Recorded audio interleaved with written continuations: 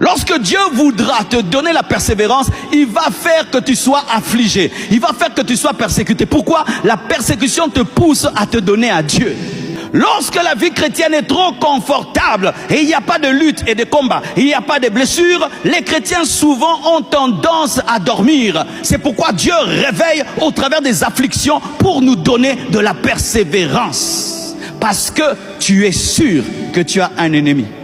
Tu es sûr qu'il y a un diable. Tu es sûr qu'il y a un démon. Vous savez qu'il y a beaucoup de chrétiens qui ont oublié le diable, qui ont oublié les démons, qui ont oublié que nous sommes dans un combat. Ils sont devenus des civils spirituels qui n'ont plus conscience qu'il y a un autre royaume de l'autre côté. Mais lorsque tu vois dans ta vie des guerres, lorsque tu vois dans ta vie des blessures, tu sais qu'il y a un Satan. Et s'il me combat, donc je suis sur le bon chemin, je vais persévérer, je vais continuer, je vais persévérer, je vais continuer.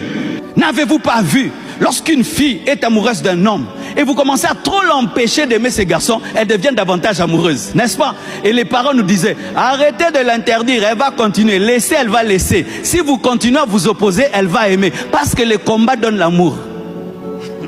C'est bizarre, hein? Interdit sa main, enfant. Ne touche plus ici. C'est ce qui va toucher. Et plus on t'empêche Jésus, plus tu aimes Jésus. La persécution donne la persévérance. C'est pourquoi le monde ne comprend pas comment nous les combattons, mais ils continuent. Mais parce que vous nous donnez la persévérance. Vous nous donnez la persévérance. On avait oublié le diable, mais non, on sait qu'il y a un Satan et on doit lui faire mal. Donne-moi un amen. Que tes blessures ne t'amènent pas à lâcher. Mais que tes blessures soient le signe que tu ne dois pas lâcher. Que tes blessures soient le signe que tu ne dois pas lâcher, que tu dois continuer. Car le combat révèle que tu as trouvé. Le combat révèle qu'il y a quelque chose quelque part. La guerre dans ta vie révèle que tu as trouvé quelque chose. Car le diable ne combat pas les morts, il ne combat que les vivants. Et tes combats révèlent que tu es debout et que tu n'as pas encore été vaincu. Et c'est la preuve que tu dois continuer. Si tu étais mort, il n'allait pas s'occuper de toi. Il s'occupe de toi parce que tu as quelque chose. Ne t'arrête pas. Je ne sais pas ce que tu fais dans la vie et tu as des guerres dans un domaine. Continue, continue, continue, continue. Ce qui te blesse te donne un palmarès. Ce qui te blesse doit devenir un encouragement pour toi. J'aimerais te dire que si le diable s'acharne sur toi, c'est parce que tu as quelque chose.